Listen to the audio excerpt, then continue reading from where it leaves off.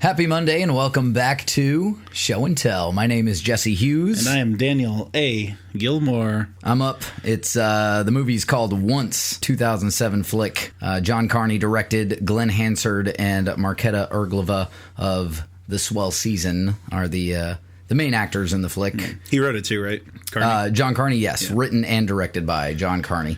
My take on the movie is going to be mostly trivia. I've got a lot of great trivia for this, as well as just kind of hearkening back to my original impression of it, which was pretty in line with my impression of it this time, which is probably like the, I don't know, 6th or 7th time I've seen the film. I love it. This is the 3rd time I've seen this movie. Dan's creaking as he pulls out his notes. I only have one card. This is the 3rd time you've seen it. What did you just say? No, I'm watching this going, how has Dan not seen this movie? It still... No, it's the first time. Was it really? Okay, because I really Wait, we were supposed to watch a movie? I really was. Yeah. I listened to the soundtrack. I thought we were switching to a music podcast. Yeah, I thought that you were going to get halfway through the movie and text me and say, oh, yeah, I have seen this, because it was such a big movie when it came out. I said I'd heard of it, but I didn't really know anything about it, and I've heard a couple of songs off of it. Okay. So it was Falling Slowly. Mm-hmm. And of then, course. There was like one other song that was playing. I was like, oh yeah, I've heard this song before. Yeah. All right, so I'll let you take it away, and I'll pepper in, if you take us through the story, I'll pepper in my trivia and my take on the film. Yeah, so it opens up with a busker. A busker, exactly. Yeah. And he's just playing guitar on a street corner, and my initial 2 thoughts, and it was just shaky cam. Mm-hmm. Do you? I looked at some of the trivia after the fact, and they said they filmed that without a permit. Yes. So it was all long lenses. Exactly. Yeah. But I guess that was like the style they're going through anyway, because at the end of the shot, they did a big crane shot. Yeah. And it's still shaky. Yeah. I like that kind of guerrilla style of filming when it's done right. And it's kind of, when it started, I thought it was done well. And then as it got popular, it was done poorly. But this film, it works. It's, there's not action in this movie. So yeah. I thought it worked well for this movie. I probably would have preferred it a little bit more if they had filmed it just as a normal film. Right. Because I don't think there's any real reason. I guess one way or the other, you filmed it any way you wanted to. The movie was filmed with a very small budget on 2 handy cams. So that's part of why this was the approach they took, because they really didn't have the option as far as budget went. The opening scene, as you mentioned, starts with a busker. It starts with Glenn Hansard, who is the main character in the story, as a busker. Bit of trivia: the only other movie he's been in was titled The Commitments, and he had a small part in that. But the movie ends with him as a busker, and this movie begins with him as a busker. A busker is just a street performer, basically, which is how he begins this film. They chose long lenses and faraway shots because they didn't have the budget, again, for permits for the actual performances and for filming the performances. Yeah. So they did the long lenses so that there wouldn't be any dispute about the filming and what was going on and what they were filming exactly. So because they used long lenses, most of the passersby in the movie didn't realize they were being filmed. So in the opening scene, there was actually one take they did where a bystander kneed the thief in the groin. Yeah. Which I thought, makes sense. You're watching this going, I wonder if any of this was improvised. I was actually, the first time I saw it, kind of wondering if maybe the thief himself wasn't even part of the movie. He was just in it, and that's how the movie begins. It just feels real, and it makes you go, is this a documentary? Is it, which is really cool. So the first song he's singing, I really wasn't impressed with his voice. The first song as in the busking scene with the thief? Yes. Okay, I gotcha. And then as the rest of the movie, I was like, okay, I'm into this. Yeah, so the first song I think is about just kind of showing you what kind of movie it's going to be. But then the next song, like to me, the real first song, because you don't really hear the whole thing of the first song. That song is just like... Ugh, like that song, the first song in the movie, where he's screaming in the street, and it's from the long lens shot, and then it slowly zooms in. I love that song, and that was like the first time I saw it. I was like, yes, this movie's going to be awesome, because he starts the song and he does the whole song, and that's not and you don't know what kind of movie it's going to be when it first came out, because this was kind of a new concept of having this modern musical that, again, is not really a musical, but it puts music into its story in such a way that it has, the music has its own stories to tell. And that was clear from the get-go with that first song, and I absolutely loved it, and I was just totally ready for the rest of the songs. I like that scene with the thief, though. Just the heroin act. Yeah. Just like, no, I'll give you some change. Glenn Hansard's character, who is known as the guy and the girl are the main characters in the movie, and they never have names. he says, "Oh, if you want some money, just ask for it." And so the guy just asked for it. He's like, "Okay, yeah." So he sings, and then the camera slowly zooms in, and then I love the shot as it pans back, and then there's Marketa Erglova, who is the quote love interest unquote throughout the movie. I thought it was a really cool shot the way they brought her in as they pulled the camera back. I thought she was super cute, and then that was my note. I was like, she's really cute, but she's super nosy, and like I couldn't deal with that. And he couldn't. Like he was, he's like, I'm going to get on with this if you don't mind, you know. But she, she's looking for excuses to see him again, which you think is kind of a romantic thing at first, but then you realize it's because she is also a musician. So she is intrigued by him as a street musician, and as, the fact that the song she got to hear was pretty fantastic. Yeah, just like, I see you playing during the day. You never play your own music. Mm-hmm. I know what that's like, having to go. My wife and I, Amy, used to be performers, and most of the time when we would go perform, we would sing songs that people knew because that's what they would want to hear. That's what they would respond to. And then when we would record, it would be sometimes we would do our own original songs so that we could put them online, and the people that wanted to listen to those could choose to or not to. That was always my problem as a musician. Like, I don't want to play 3-hour sets of other people's music, so I chose not to. Right. Boom. So, well, you guys have some catchy tunes. They're hanging out. She brings in her Hoover. Mm-hmm. She had mentioned in the scene prior, "Oh, you're a Hoover repairman. Yeah. Can I bring you my Hoover?" And then she brings it to him, and I'm going, "What time of day is it? And how long has she been carrying that Hoover around?" Yeah, just dragging it with her. Yeah. And I was like, "No wonder it's broken." Mm-hmm. But yeah, I said that. I looked that up afterwards too, and it's one of those things where the brand name becomes synonymous with the product. Oh, yeah. So they're talking about vacuums, but they say Hoover. But it's the same thing. It's an adhesive medical strip, not a Band-Aid. Oh, yeah. Band-Aid is a brand. Yeah. It's a tissue, not a Kleenex. Yeah. Yeah. So it's interesting. So, yeah, they hang out for the first time, walking around, they eat lunch, and then she tells him that she's a musician as well. Right. And shows him piano, and then they play a song together. As they begin, as she starts playing, they go into a music shop and... a place that she's frequented before, so she knows it's okay to go in and just play on their pianos. The shop owner says, not the Yamaha, the baby Yamaha, because it's been sold. So she picks a different piano and she plays, and it's a song by Mendelssohn. Was that right? Yeah. Mendelssohn, yeah. I love Glenn Hansard's The Guys intensity. It's funny because they're not actors, and this is the second movie he's done and the only movie Marketa Erglova has done, and they've both said they will likely not reprise, not do movies anymore because they're musicians. Cillian Murphy was originally going to play Glenn Hansard's role, and he was hesitant because Marketa Erglova was inexperienced. She's 17 years old in this movie. I don't think her character, of course, is meant to be that young, but she is. She had to get permission from her school in Czech Republic to do the movie. And then Cillian Murphy, who apparently can sing, just felt like his voice was not going to be up to snuff with the songs that Glenn Hansard was going to write for the movie.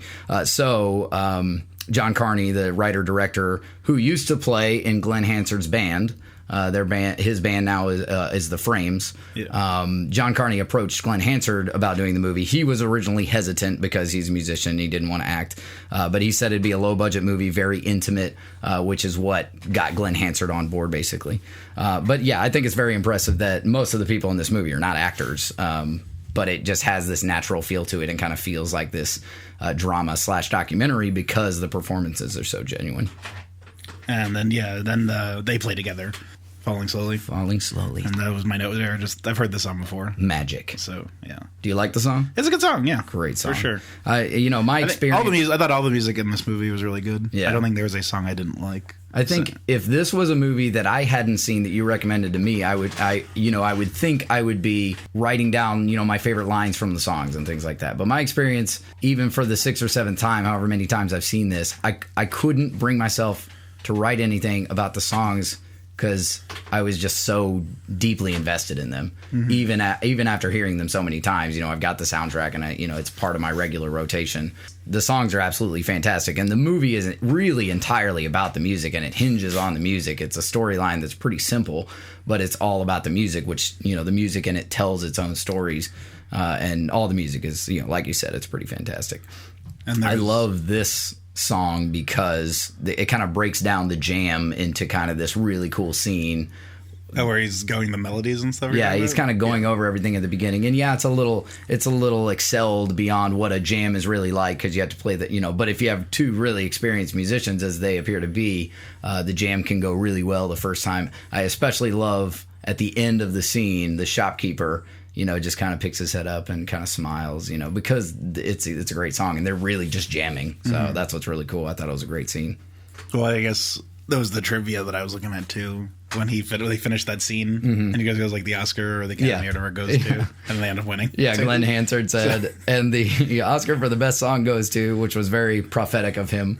Yeah. There was a lot of dispute around whether it should be nominated at all for the Oscar. It wasn't nominated for a Golden Globe, and the reason perhaps is because there was dispute as to whether or not the song could qualify, because some people had heard the song before the movie came out, but they ultimately chose to nominate it because it was still written especially for the movie, but they began performing it as soon as they wrote it. And I can't blame them, because it's a great song. Yeah. If I wrote that song, I'd be like, yeah, I'm playing this right now. Well, and they said it wasn't that much time had passed in between. Yeah, too. That makes sense. So some time had passed, and I was like, none of these characters have names. Yeah, you would realize that at that point. And then I was like, did I miss them? I didn't. No, exactly. There's 4 names in the movie, and I'll go over that in a little bit of trivia later. Okay, so they hang out all day, though. And then she meets his dad. Do you have anything on the bus scene? Oh, I thought that was a cute scene. Yeah, I didn't think there was anything really to note, but then obviously there's trivia for that scene as well. I thought it was great, like the juxtaposition of how silly that scene is compared to the scene right before it, which was this really serious moment between them, basically, and then they're on the bus and he sings the song Broken-Hearted Hoover Fixer Sucker Guy, which was totally improvised. The song itself was totally improvised on scene, and it wasn't even going to be part of the movie, but John Carney has kind of a jab to Glenn Hansard, put it on there, and he got a real kick out of it. So and it makes sense. It really feels like a spontaneous moment, and it really was. And then he's listening to music on his Walkman, just kind of going over, and you hear a very tiny snippet of a song, and the whole song is on the soundtrack. So this happens with like 3 or 4 songs in the movie. So absolutely, if you haven't, download the soundtrack, listen to it, because it has the full version of those little snippets that you would hear throughout the movie. The whole movie takes place in and was filmed in Dublin, Ireland, which kind of reminded me of New York. It's kind of like the New York of Ireland. It was they said they based it on Ireland like 15 years prior to when it was written, though, or something. I did read that, and I was wondering like where they went to ensure that there wasn't that edge of however modern it was in 2007. A working to lend man's itself Ireland to them. is what they said. Exactly, yeah. I read that. And I like that. Yeah, so there's like a montage then of them like hanging out, like they go to her house. The whole film they saved money on by filming it in natural light, 100% natural lighting, and then they used friends' houses, throughout the movie for filming locations. So I like that moment, when they're in her house and nothing really significant lends to the story, but it's just these sweet little real moments that, we've all experienced when we're hanging out with friends or potential loved ones, potential significant others. She writes lyrics to a song of his. He gives her his CD player with just the accompaniment on it, and he says, how do you feel about it? Well, I thought she liked the song, and then because he had given it to her when he apologized. Right. And then... Yeah, she likes the way it sounds, and he says, I can never figure it out. It's too romantic. Yeah. And so he asks her if she wants to write music for it. She's flattered. And then the batteries die, and there's a really, cool moment where she's looking for batteries, and then she goes and buys batteries. And then, again, a really cool way of presenting this song, and really all the songs in the movie there's a lot of variety. There's a lot of different ways that the songs are presented. He's singing to a computer at one point, or she's singing as she walks down the street listening to a Walkman, which we've all done. What does she say to the batteries when they die? Fuck you, batteries. Yeah, okay, that's what it was. Fuck you, batteries. She likes that word. I know. I just like that scene. She steals money from her child's piggy bank, and she says, "I'll pay you back." I'm like, in royalties? What do you? But yeah, I liked the variety of the presentation. Amy, as we're watching it, pointed out the sheep slippers. I loved her jammies, but I didn't even notice the slippers. So great slippers as she's walking down the street. And then there's a car parked on the sidewalk, which, again, totally, I guess, a Dublin thing that happens there. If it happens in New York, your car's gone, by the way. Yeah. This is Dublin 15 years ago. And then at that point, as my wife and I are watching it, I had pointed out, this kind of reminds me of New York. And she said, it kind of goes to show you that everywhere is the same. You're going to find, you think of Ireland and you think of rolling hills and the color green. But everywhere you go, there's going to be urban and there's going to be suburban. And this kind of takes place in this urban area, this business class, Dublin, basically. And then I like that moment as she's walking down the street when she's got the song, when she knows, okay, I've got a good, melody, good lyrics on my hand. And she's not even referring to the sheet anymore. She's just kind of patting it in her hand to the rhythm and just kind of really gets passionate about it. I kind of like that moment of, been there as a songwriter before. Then he talks about leaving. He wants to go to London because he wants to, she's been encouraging him to reconnect with his old girlfriend who cheated on him. So it's a little weird justifying that. But then he says, I'm going to go, but I want to record some stuff in the studio, which, results in a really cool scene. We're getting the band together. Yeah. And so they go in to the studio and the guy's like, $3,000. She's like, you're nuts. $1,500. And then he's like, well, no, first he says 1,000. Yeah. Oh yeah. 1,000. And it's $1,500. And he says 2,000 is, we'll talk about it. She goes, no. We shake. Yeah. We shake on it. We don't talk about it. And he calls her a tough cookie. And she is. I hate that, though. I hate that phrase. Really? Why? I don't know. It's one of those things I don't like. She is, though. She's a tough negotiator. And she knew what she was doing. And then they have to, they've got to get the $2,000. So they go to the bank. Which this is the most cliched moment in the film. I would say so, yeah. And that was, he is just like, listen to this. Just an appropriately horrible song. Yeah. A little too horrible, I think. But I was just like, oh, how cliche. Of course, it's like the bank manager. Yeah. Or whatever it is. Yeah. The banker. How else were they going to get the money? I don't know. Rob a bank. Then it becomes a heist movie. Oh, yeah. That'd be fine. 10 minutes of a heist movie and then back into, what just happened? Just completely shifts gears. Yeah. I'd be down. But no. Like it worked for the movie, yeah. And as being a film, I just was kind of like, oh, of course. I was yeah. like, watch, this guy's a musician too. Oh, yes, he is. I'd agree with that. The movie is very brief. The runtime, is very brief. So these kind of scenes just kind of happen and then they're gone. And then they find their band on the street. Some guys. Which I like this though. Yeah, I like that because they just walk up and they're like, oh, is it what band was it? Oh, Thin Lizzy. Is it the Lizzies? So they are Thin Lizzy? I don't think this was just a Thin Lizzy cover. Oh, they're a cover band. Okay, yeah. I got you. Yeah, I did catch that. And yeah, he goes, is it Lizzy? We only play Lizzy. Mm-hmm. So yeah, I was assuming they're talking about them. I assume they're talking about Thin Lizzy at least. Yeah. Yeah, I thought it was a cool moment. He's clearly heard them before, but he's never really talked to them. And then he's saying, "Hey, I'm doing a couple songs." And they're like, "Is it Thin Lizzy?" No, we can't do it then. But no, they are clearly talented, as you find later. And then they go to the open mic or the party scene. Yeah, I like the scene right before it where she's calling her mom and saying, "Hey, I'm going to be late, or I won't be home tonight." I got to call my mom because he's in the foreground, just kind of with his head against the brick, thinking about, "Oh, I'm going to leave, and I've got to record these songs." Lots going on in his life right now, and he's got this great expression about him that shows the stress but shows the wonder and the excitement that he has for what's going on.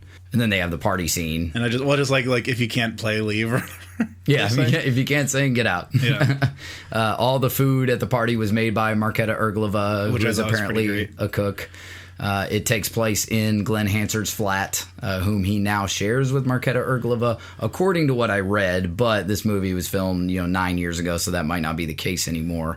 Glenn Hansard's mom actually starts the singing. His actual mom starts the singing at the party. And then Glenn Hansard and another gent, whom I'm assuming is part of a famous band, start singing a very Irish tune. A nice little tune with the violin and the guitar and the harmonies, and he steals his dad's motorcycle. I do. She was like, "Oh, teach me how to ride." To ploy her into, taking a ride with him and hanging out with him. He's very, he's a romantic guy. You can't say no to a motorcycle ride, especially on a hog like that. I don't know. That was a nice triumph, though. So this was my favorite piece of trivia that I wasn't aware of until watching the movie this time, as I was going through notes about the movie. At the end, after they've taken their ride and they're hanging out at a park or on a trail, he asks her, they're having serious talk and they're talking about her husband. And he says, how do you say do you love him? Do you love your husband in Czech? And she tells him how to say it. And he says it in Czech. She responds in Czech and won't tell him what she said. I knew what she said, too. Not that I understand Czech. You know Czech? But I literally just wrote, she loves you, dummy. He says, what does that mean? Do you love your husband? And she says, no, I love you. And there's never a version of this film that's had subtitles. So you never really know that unless you go into finding out about the movie, or if you know Czech. Or you're just perceptive about people. I had no idea. There's never really, other than her mentioning they would have sex if they hung out any further towards the end of the movie. There's never really a moment where you get her feelings towards him. You always know how he feels. In that moment, I knew this moment. That's what she said. I knew it. I didn't catch that, and I think that's fantastic. I told my wife, and she went, "What? No, yes, yeah." No, but she's just like honor bound. Yeah, because she's married and she has a kid. Of course, she wants to make it work, and it makes sense. Yeah. And then she wants to take a ride, and he says, "No, he doesn't. My dad doesn't even know I have it." And she's like, "Well, he won't know that I have it," which is a very She sounds like a kid, but it's cute. You're introduced to Eamon, who is one of the names in the movie, who is he's the DJ, running the studio during their recording time, basically, which they have a day producing their CD. Yeah, exactly. And he starts out, kind of standoffish, calls them oddballs to the guys talking to on the street. Yeah, I was like, "Oh, you just wait, man! How rude! How rude!" But as a viewer, you don't know how it's going to go either. You assume it's going to go well. This movie has to have a happy ending, and it really doesn't. But that song again was another, just for me, an awesome moment.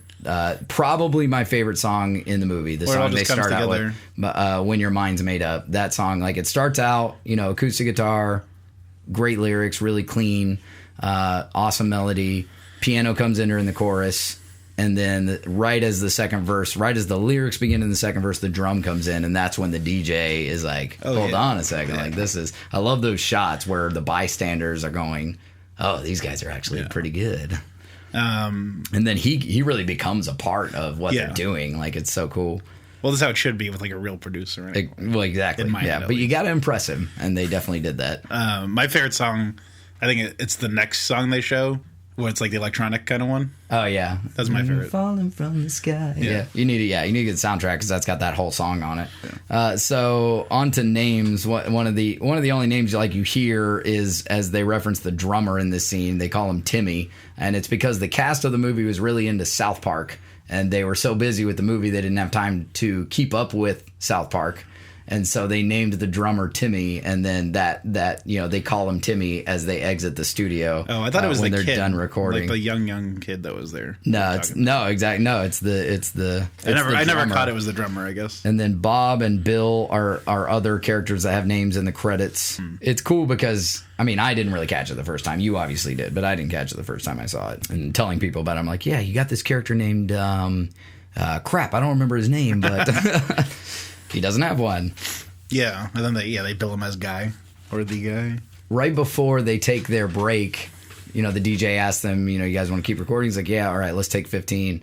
Glenn Hansard's character says, why do you think there are no blonde priests? I'm like, yeah. Where was he going with that? I wanted to know too. That was. And then it just cuts to her, Marketa Erglova, sneaking off, and that's another really great, one of my favorite performances in the movie because she really. Yeah, this is my second favorite song. Great song. When she plays this and then just breaks down crying. And again, the whole song is on the... and you wrote that for your husband? It's on the soundtrack. The line, one of the lines she says right before she breaks down and can't finish the song is, "I'm letting myself down by satisfying you," which is just kind of a great amalgam of what it takes to be in a relationship that's wrong, whether it's a marriage or just a relationship in general, a friendship, significant other, whatever it is. I thought it was a great line.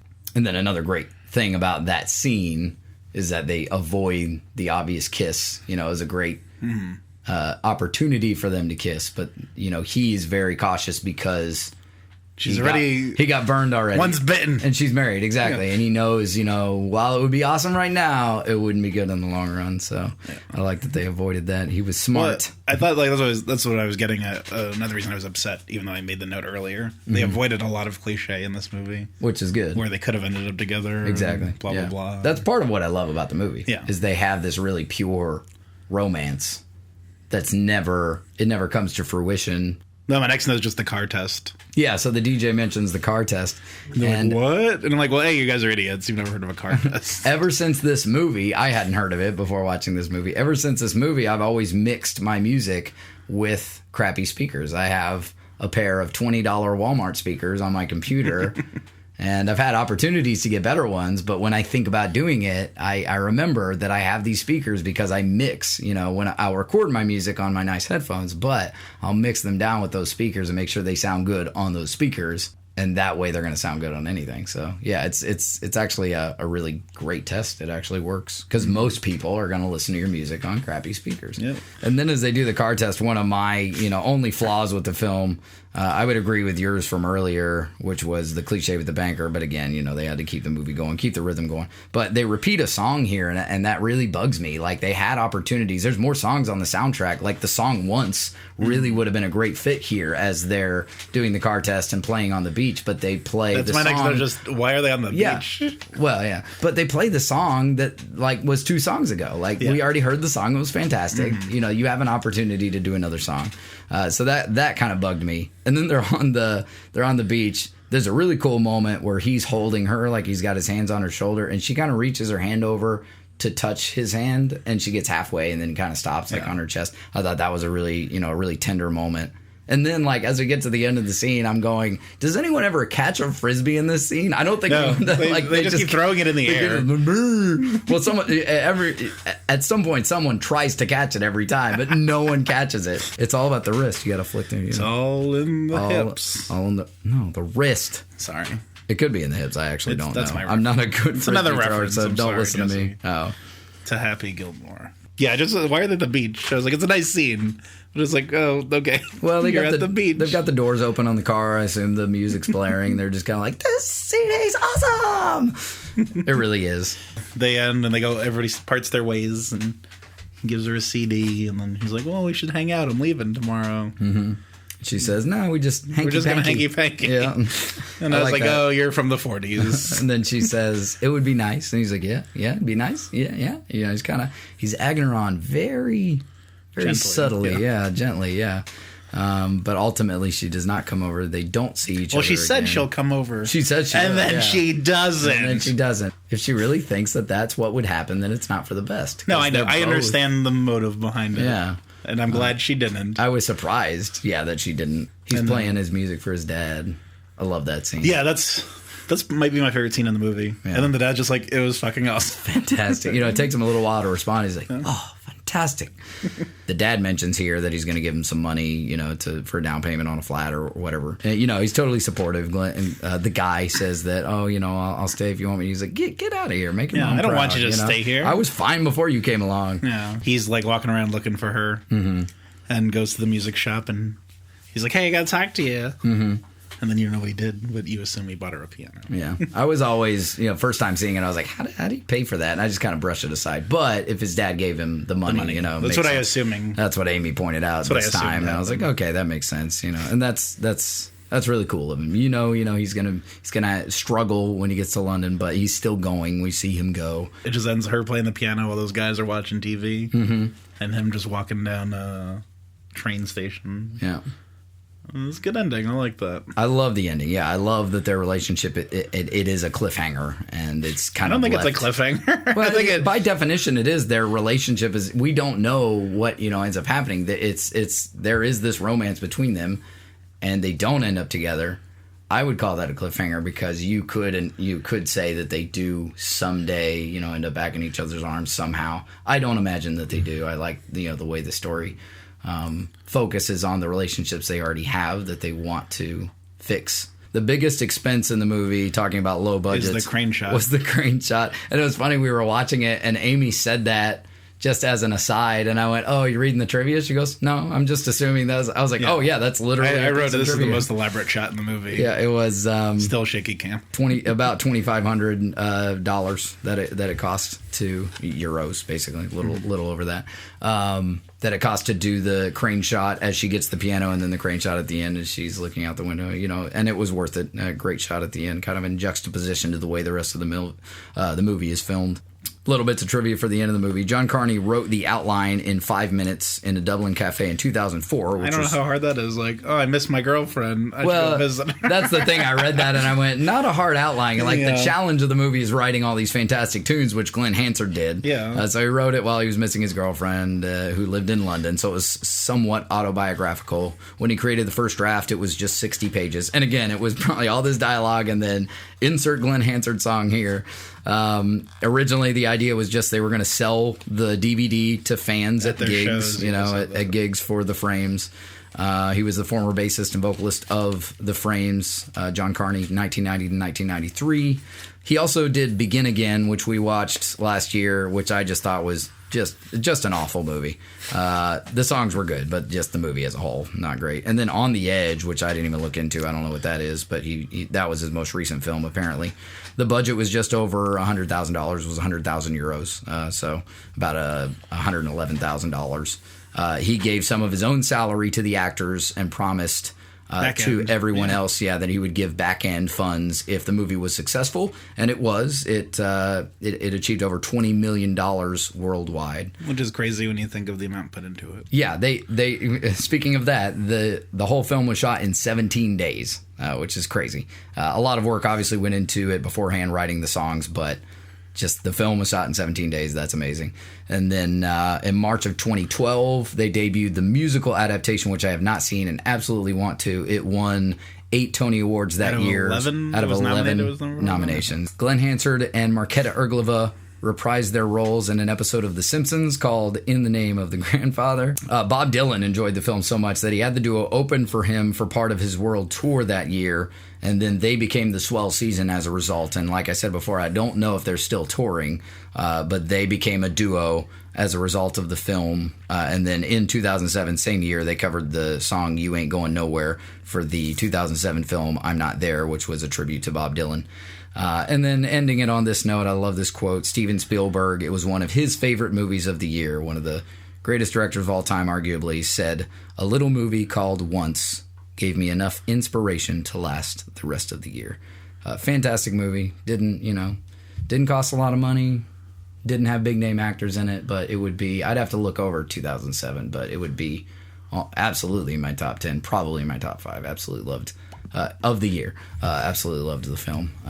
I would say you gave it I want to say a 4. I'll give it a 4. That's the highest that's high as you give anything. Someday I'll get a 5 out of you. What would it take? Like a musical space opera that came out in the 70s. I have no idea. Like literally, one day you'll crack. I don't think like I said, like a 5 is such a what, do you have a 5? Thing. I don't know. I probably do. That's what I want to know. I probably do. I'm gonna figure it out, and I'm gonna ask you next week. There are movies like I love, but I said like just because I give a movie a low score doesn't mean I don't love it necessarily. Well, absolutely, yeah. Because there's movies I would say like, oh, like that's probably like a 2 on my list, but it's in my top 10 of all time.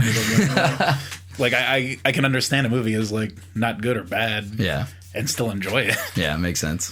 Like this would be somewhere like 3.5, 4. It's super solid film. Great film. Yeah, I really appreciated. Like I said, that it wasn't very cliche. They avoided a lot of cliches. Yeah. Well acted, especially for people that have never acted before. Yeah. Music's fantastic. Definitely. I didn't prepare a movie for you. I just totally slipped my mind. That's cool. All right, I'll pick one. I'll pick one for me. What haven't I seen? But I was thinking the other day, and it wasn't serious, but I think I'm just going to make you watch it. Oh, crap. It's called Specials. Okay. It's a comedy directed by James Gunn. Okay. Who did Guardians of the Galaxy? Yes. Yeah. All right, this cool. is one of his earlier I don't know if I've seen anything else of his. Did you ever see Slither? I don't know. He did that. That was a good film. He has a cameo in that movie as well. That was a fun one. He was married to Jenna Fisher, who was Pam from... Dang. And, how did he botch that? She has a cameo in both films. Yeah, I remember her in Slither. That's funny. She has a cameo in this movie, too, so you can look out for that. Cool. I think you'll enjoy it. I don't know. It's weird. It's a weird movie. That's cool. James Gunn's weird. That's fine. I don't know. We'll see. All right, cool. See how it goes. Oh, guys. So, as usual. Thanks for listening to Show and Tell. Subscribe to us on iTunes or SoundCloud, YouTube, I don't know, whatever else. All of the above. Any pod. What do you use? The word I use something called Podcast Addict. Yeah, you're an Android user. I think that's the one I hear of the most. Podcast Addict. I think my sister said she uses that. So just go to your podcast app of choice, and there's always an option to share the podcast, and then just select 1 to all of your contact list. And text that to them and see what they think. All right, thank you guys so much for listening. As always, my name is Jesse Hughes. And I've been Daniel A. Gilmore. And this has been Show and Tell.